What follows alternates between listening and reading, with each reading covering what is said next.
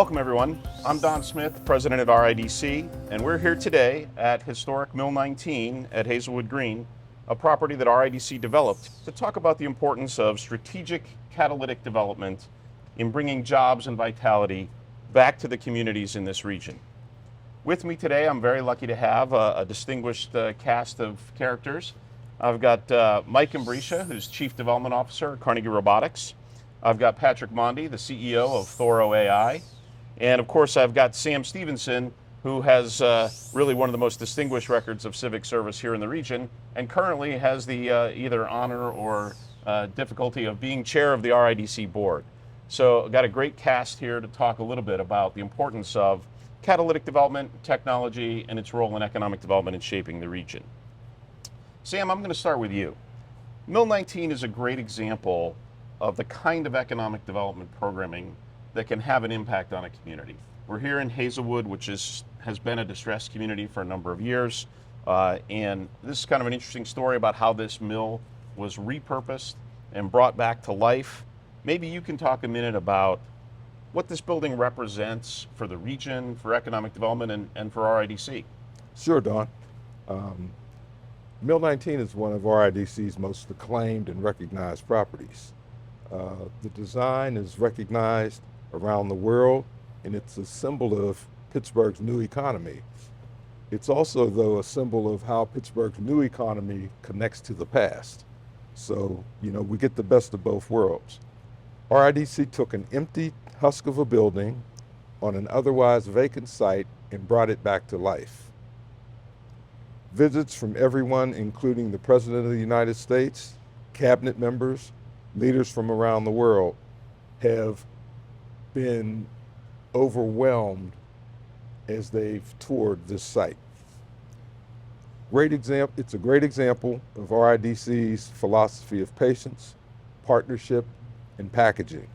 So Sam, on that, so now we're sitting here, we're in the high bay space in this building where we have the ARM Institute, the Advanced Robotics for Manufacturing, Carnegie Mellon University doing some cutting edge things. Can you tell us a little bit about the catalytic role that this building has had on Hazelwood Green? That's been one of the great pieces, Don.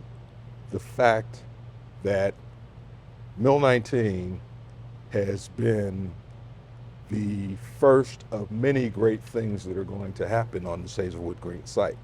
Among those great things is the bioforge that's being built right now as part of the University of Pittsburgh's programming moving forward. The Carnegie Mellon University Robotics Center, which is also being built on this property.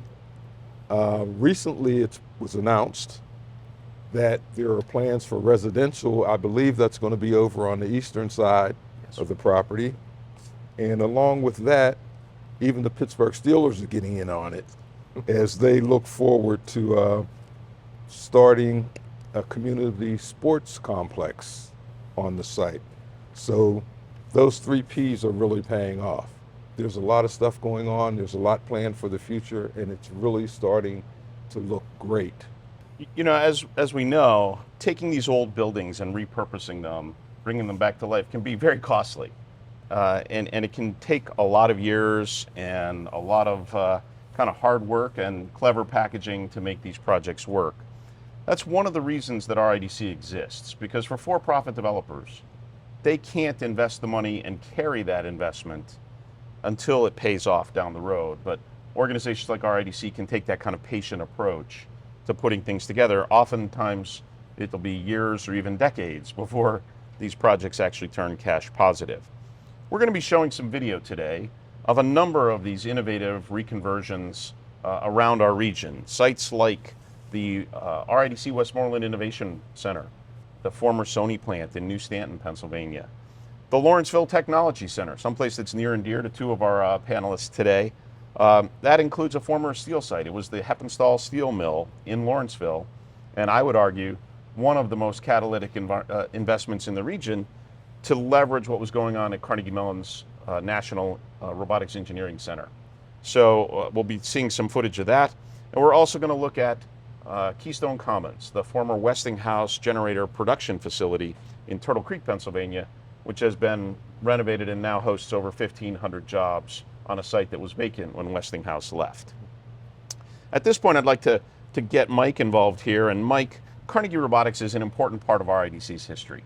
They're an important partner, an important example of the work we do. Can you talk a little bit about how this all came together and how you became part of the Lawrenceville history? Oh gosh, we wouldn't exist without our existing site owned by RIDC. Really, to know the history of our company and how it interrelates with the RIDC, you have to know the history of Pittsburgh robotics. In the early 90s, NASA and CMU got together, put a bunch of money into a pot, stirred that pot, and out came the National Robotics Engineering Center, NREC, as we all know. And one of the earliest directors was a man named Dr. John Bears. John Bears, JB as we call him, was actually also staff faculty at CMU. And they grew that wonderful center to a few hundred people. And then around 2010, he decided to start a company. And at the time, there was only a handful of robotics companies in Pittsburgh. Now, it's important to know why Pittsburgh. Well, when they created the NREC, subsequently CMU also established one of the world's first master's and PhD programs in robotics. So really, that became the flag that everybody was coming to from across the world. They were all matriculating into the Pittsburgh area to get this cutting-edge degree. So fast forward to 2010, when JB started Carnegie Robotics, it was essentially in a trailer, an ISO-sized trailer, at a time when there was just a few companies. Today, there's over 120 robotics companies in Pittsburgh. That's just 15 years later, so that goes to show you the amount of growth that we've seen. Well, that trailer grew to 2 trailers, and then you and Tim White came along and said, hey, we have this beautiful 5-acre site. Lawrenceville's still a really difficult place to live. It was a lot of crime, a blighted community, but it was ripe for a resurgence. And RIDC came out and says, we have this beautiful 5-acre site, the former Heppenstall plant. We've remediated the ground and the soil, which made it safe to work and play. And we have the original mill building, which is this beautiful 300 by 100-plus-year-old building. That gave us the rejuvenation that we needed as a company. So in 2013, we relocated to that facility. Instantly, we worked with you and your team to make the space what it is today. Beautiful space, putting coils in the floor and concrete, because it was just a dirt floor. That's where they dropped the steel. Nice air handling and HVAC system, and built 3 internal floors, and our company really got off the ground. In 2015, the CEO of Uber came by, actually, Travis Kalanick, and I think the original intention was to acquire the company, but we weren't for sale. So in a very short order, just a few weeks' time, an IP deal was struck. An IP deal was struck where Uber acquired some of our IP and some of our team, and the Uber self-driving unit was born in our building, in that RIDC building. And a lot of people in Pittsburgh remember seeing the Uber vehicles traversing the roads. That was born there. And then from there, a lot of companies were spun out from there, or rather the folks left and built the autonomous companies that you see here today. So really that was the hub spoke to a lot of the activity that you see autonomously in our region. And fast forward to today, we're at about 180 people. We're one of the first robotics companies in Pittsburgh. We are now one of the largest in Pittsburgh, and we would not be anywhere where we are today without that site and that partnership with RIDC. So Mike, today, you know, you're a very successful growing company. Everybody loves Carnegie Robotics. Back in the early days, so. were there lots of developers beating down the door to make space for Carnegie Robotics? No, nobody wanted to take a chance. And that's the moral of the story, right? These were upstart companies. They didn't know if they would be in existence a year from now. The funding markets were really volatile at the time. It was a new type of business, a new style of business that even nationally there weren't a lot of funders taking bets on robotics and AI, let alone real estate development. So again, when we say that we would not be where we are today without that partnership, we mean it. And really, now we're not just known as a local or a national company. We are a global company. We have people that I just hosted a group from Italy last week, from one of the largest steel makers, who wants us to help them autonomize. Guess what our main selling point is? Hopefully this is not broadcast too far. Our main selling point are getting people to the facility, and everybody here knows it. We want to host you so you can walk up and down our beautiful high bay, just like this high bay, and that is the instant sell. They know they know instantly that we know what we're talking about. That's great. And can you talk real quickly? I mean, I think Carnegie Robotics is under the radar in some sense. Yeah. Let's talk about some of the companies that have been founded by people who spun out of Carnegie Robotics. Right. We deliberately do not market ourselves. We don't do it well, much to my chagrin. We are that underneath the surface company that really impacts a lot. So if you go on LinkedIn or any type of social media and you see a company out there that has a product that they're demonstrating or it's gone to market, be it in the military or agriculture or construction, there's a good chance that Carnegie Robotics has had their fingerprints on it. And as a company, we don't raise money. We've never raised money. We don't have VC. We don't have any private equity backing, which is very much a rarity.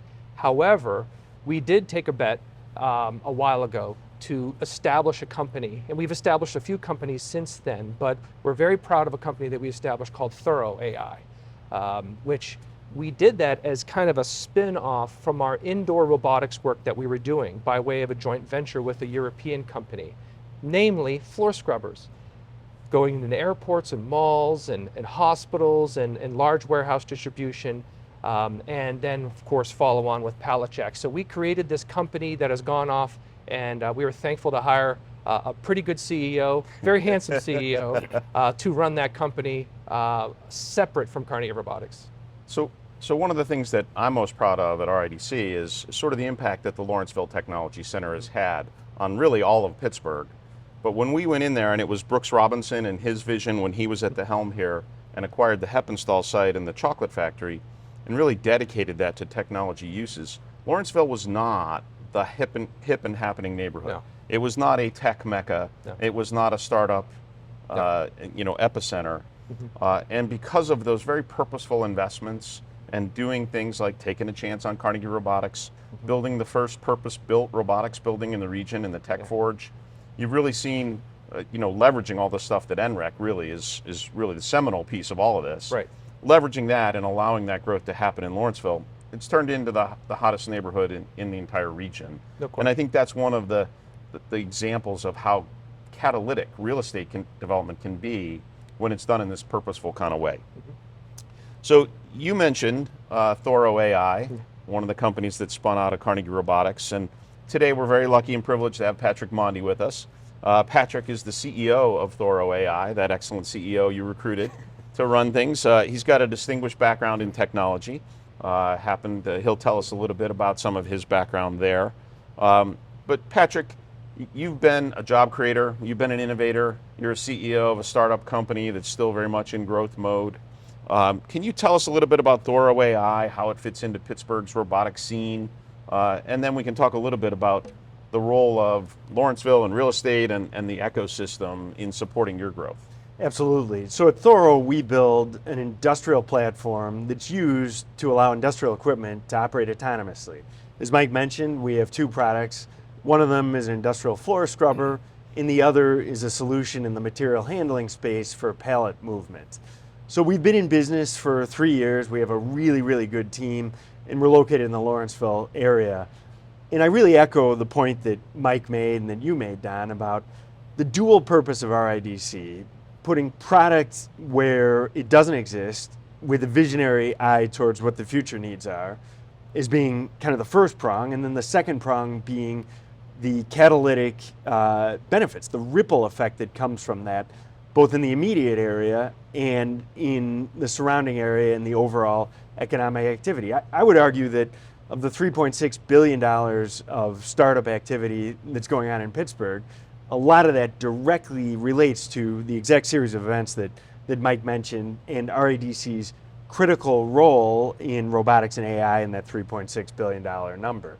So, I really think there's a direct relation to that, and we at Thoro also benefit from that. We're in Lawrenceville. We're there because of a lot of the catalytic and the nucleus that was really forged through RIDC's visionary work with Carnegie Robotics on the building at 43rd Street. That's great. Can Mike and Patrick both, I'll get you involved here. So you're still relatively early stage technology companies here in Pittsburgh. Tell us why Pittsburgh? What's great about Pittsburgh and what are the attributes that make this a great place for your company? Well, I think in Pittsburgh, there's a substance to what we are doing, what technology companies are doing, that is unique in the sense of we're building something where there's a direct link to the impact in the real world. In the case of Thoro, we're making work more rewarding and workers more productive. And as you look at the roster of technology startups in Pittsburgh, there is a real material substance to what they're doing.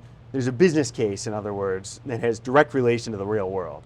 Just like Pittsburgh built most of the world in the early 20th century with our disproportionate impact in steel and our economic engine that was really here, I think you can make an argument that that's going on now with the substance, with the nature of the startups that are being forged in Pittsburgh.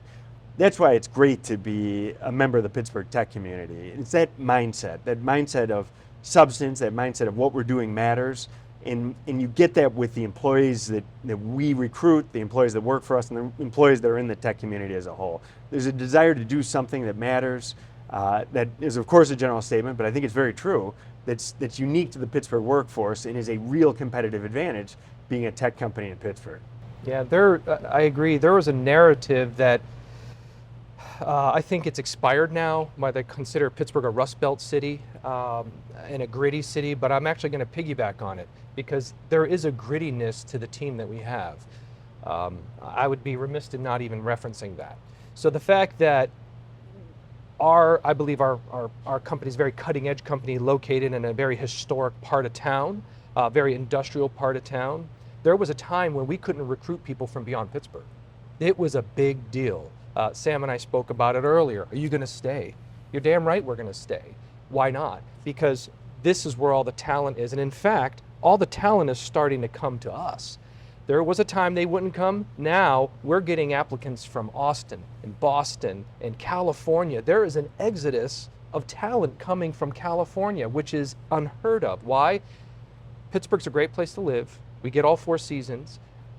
It's very reasonable to live here. The cost of living is phenomenal, but also we have something. We have assets here, not just natural assets, but also the educational and the innovation assets coming from Carnegie Mellon and Pitt and Duquesne and all the universities here that a lot of cities aren't blessed with that. So it creates a very vibrant community. That's great, thanks. Patrick, one of the things you didn't mention, but you were actually the director of the Uber Advanced Technology Center here in Pittsburgh. Mm-hmm. And can you talk a little bit about, if you look at the alumni from that organization, how many of the companies in our region really trace their roots to that team that was the Uber ATC team? That's a great call out. Yeah, I handled business development at Uber ATC, later ATG, and I think you can look at the roster of self-driving startups, and that's a great story. And there's a direct overlap between the talent that's leading a lot of self-driving startups and the Uber ATC impact. But I think there's a less heralded story, and it's some of the smaller startups that came out of that talent pool. A simulation company, a robotic lawn care company. I can, off the top of my head, list 6 or 7 tiny, small, fast-growing, venture-backed startups that are people that we worked with at Uber ATC. And again, I think that's really strong evidence of the catalytic benefit of the role that RIDC played. I would argue that Uber ATC would not have been located in the Strip District or in the Lawrenceville area if it wasn't for NREC, for Carnegie Robotics, for RIDC's role in forging the foundations that led to the establishment of both the real estate and the businesses that are located there now. And some great real estate, some great buildings up and down the Strip District that all purposely chose to work there because of the nexus of employees and of talent, specialized talent that's needed for those types of startups. And to Mike's point, I mean, the Pittsburgh as a technology center that has its own gravity, that hasn't always been the case. We had some statistics at Uber that are now way out of date, but in 2017, 2016, there was a tremendous amount of boomerang. We would bring people from other cities to Pittsburgh, and we looked at the stats, and they weren't great. People would stay for a little bit, and then they would leave, and they'd go back to other parts of the country, to other tech hubs. And I don't have the stats, but I would argue that just anecdotally, that certainly isn't the case. We see it in the talent that we're recruiting at Thoro. Mike just mentioned he sees it at Carnegie Robotics. We hear it from others that we work with in the tech community. So it's a different story now than it was just 7 or 8 years ago. Yeah.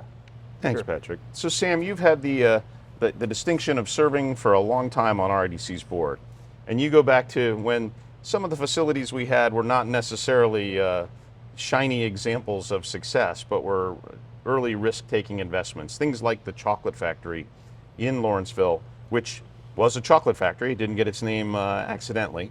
RIDC sort of inherited it because we had sponsored the loans, and we've repurposed it as a technology, not a true incubator, but really a home for startups. And there's so many of the robotics companies in the region who have started there, including the very first office space for things like Uber and Argo and Aurora and things like that started in that building. Can you talk a little bit about what you've seen over the years of the catalytic role of some of these investments and your thoughts on your role on the RIDC board? Certainly. I'll leave my role in the RIDC board behind for the moment and talk a little bit about what I've seen since I've been on the RIDC board.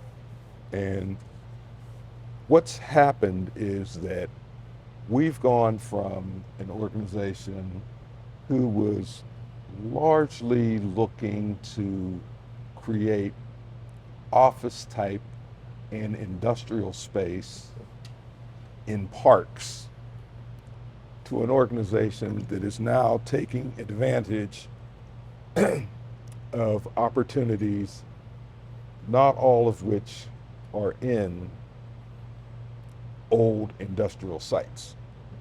Some of our work is now in what we would call green sites. Not a lot of it, but some of it. But what I've seen during the journey is, and Dawn briefly mentioned earlier, Keystone Commons out in East Pittsburgh. Yeah.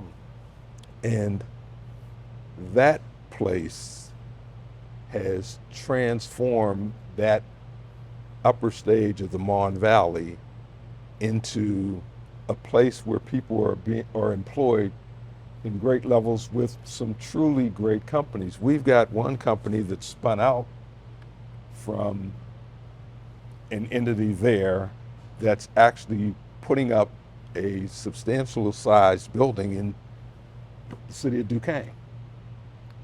And it's another representative of where we are in the tech space as they produce batteries. And you see and hear a lot today about the opportunities in America for building out its green economy. Well, a lot of that's going to actually occur because of things that are happening here in the Pittsburgh region. So Patrick and Mike, you're both right. This is not the same landscape that we saw 20 years ago or even 15 years ago. We were really focused on manufacturing back when I started on this board, but the opportunities that have been created in the last 3-4 years to bring opportunities to build manufacturing in the region has really excited the staff at RIDC, and they're doing a very good job of it. Don, I'm sure he'll talk at some point about what's going on in New Kensington.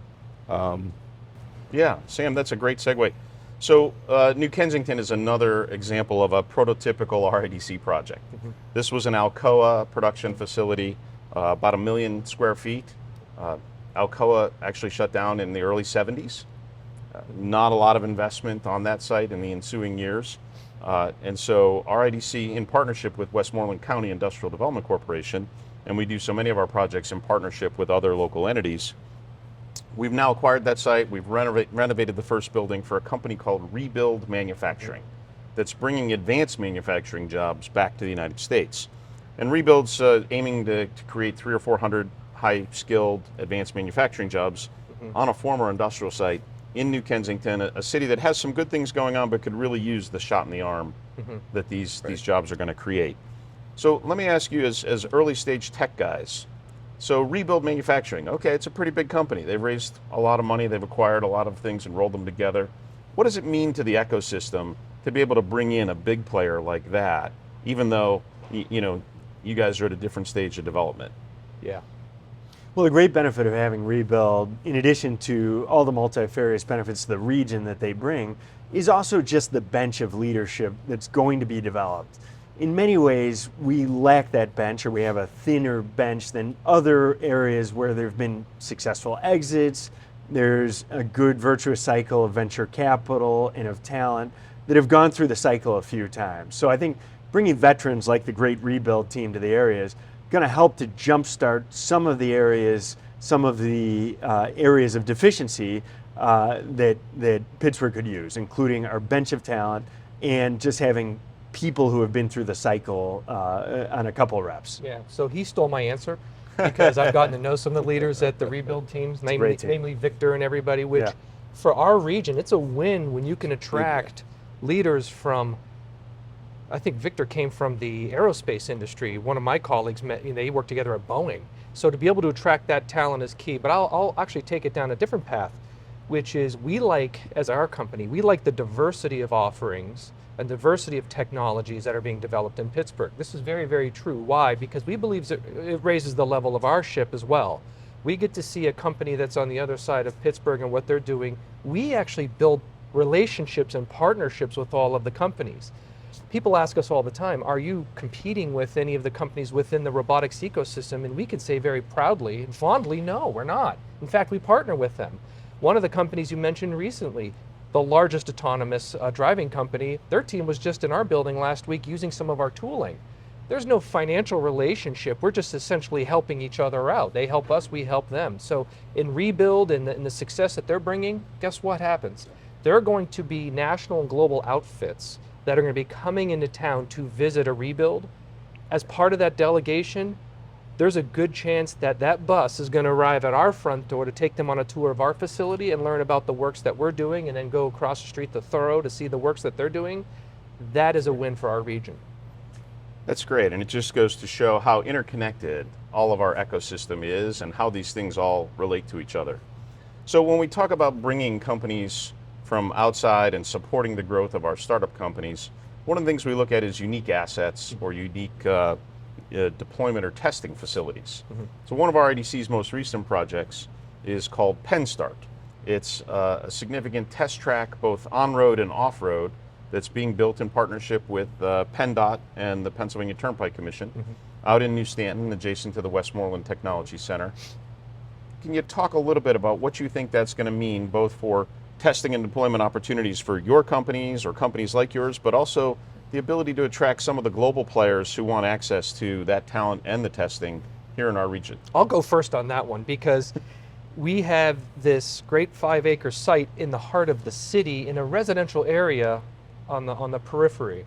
So it's nice for a defense group who builds, autonomous platforms for the military and for construction to go out on our walled off area site to collect data very quickly.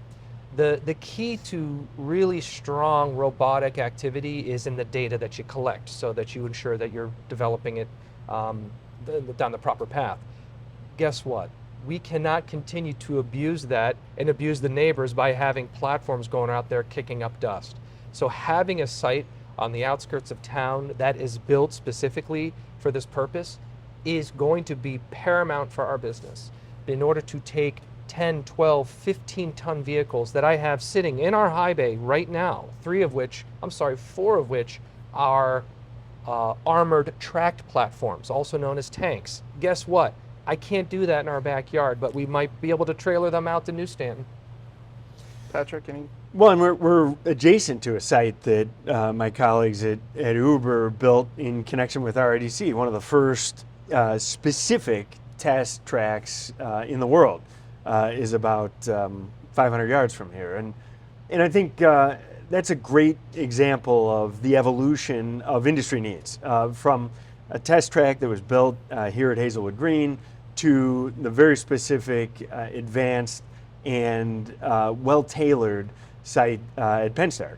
And I think that shows a couple of things. It shows the support for industry that RIDC and our partners in the Commonwealth government and all the stakeholders have, because that fills a very specific need, and a need that has evolved with time. And I think it also just shows the evolution of, starting with the test track here to the very advanced test track at Penn Star, and the evolution of both needs and the evolution of how we're thinking about test facilities that are industry specific with spillover benefits. It's not only going to be used by self-driving car startups, it's going to be used by drone startups, by AI, by other type of robotics in business applications. So it's multifarious, whereas the test track here was clearly just for testing self-driving cars. And it's a great example of the evolutionary thought process that's resulted in a unique product, both when it started here and what's being built at Penn Star. And I'm going to take a second to toot Dawn's horn here, because this is another example of how RIDC can be a catalyst in the community and in the communities in which we all work and play and live. It's also another example of great partnerships that have been built across Pennsylvania. This test track not only has you guys' community, the robotics community involved, Carnegie Mellon is a partner, but PennDOT is a partner. The Turnpike Commission is a partner. Needless to say, Westmoreland County, CDC, is a partner. And those are all partnerships that we leverage to bring value to the greater Pittsburgh region. And without their help, none of this would really be possible. Right. Well, that's great. So we started off today talking about Mill 19 and its impact here in Hazelwood Green. So let's take a walk outside and look at some of the things that are going on around Mill 19.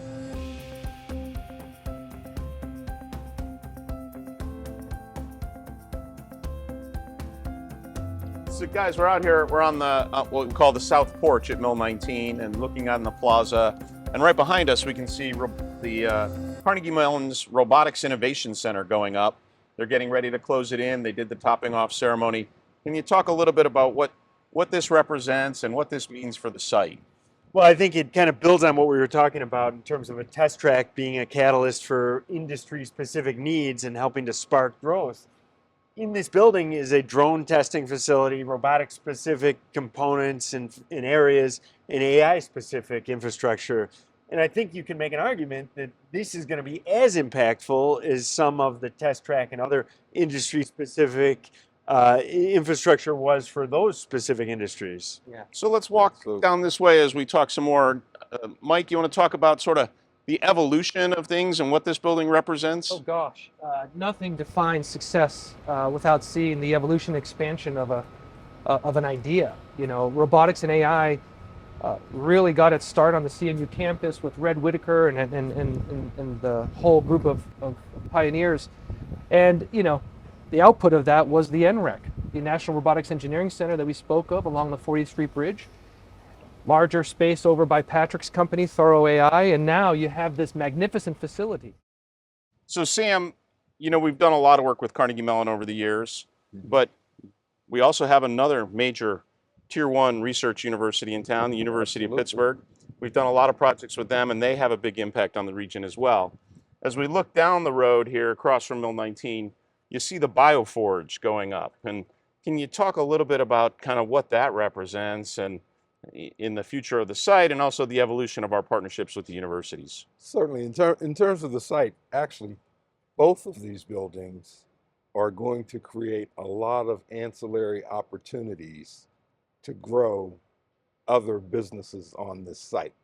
So that's the primary thing. But that Bioforge building kind of takes me back, I'm not sure whether it's 2 decades or not, but it might be 2 decades, to when the Pittsburgh region was really focusing on life sciences types of entities.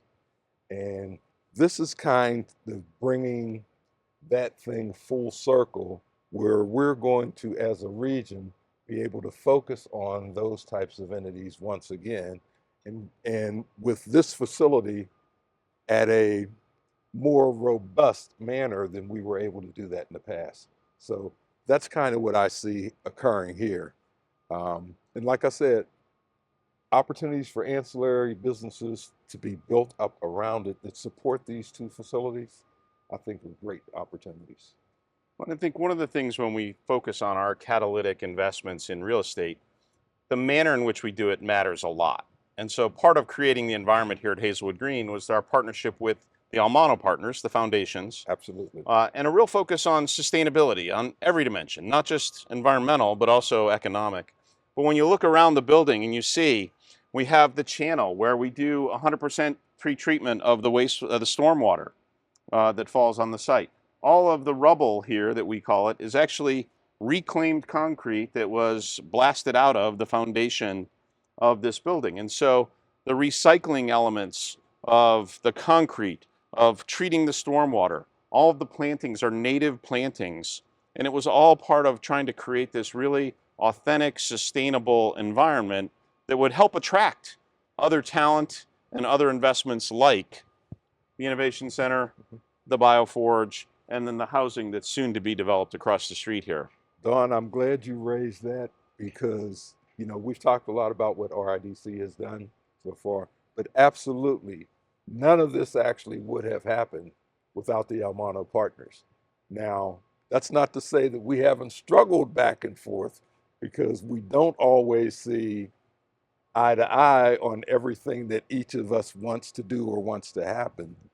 But the foundations that make up the Almano partners have been tremendous in making certain this site had an opportunity to grow and giving RIDC an opportunity to be a catalyst to make it grow. Yeah. So one of the things, we'll pause here, and if you look up, you'll see the roof of Mill 19 is covered in solar panels.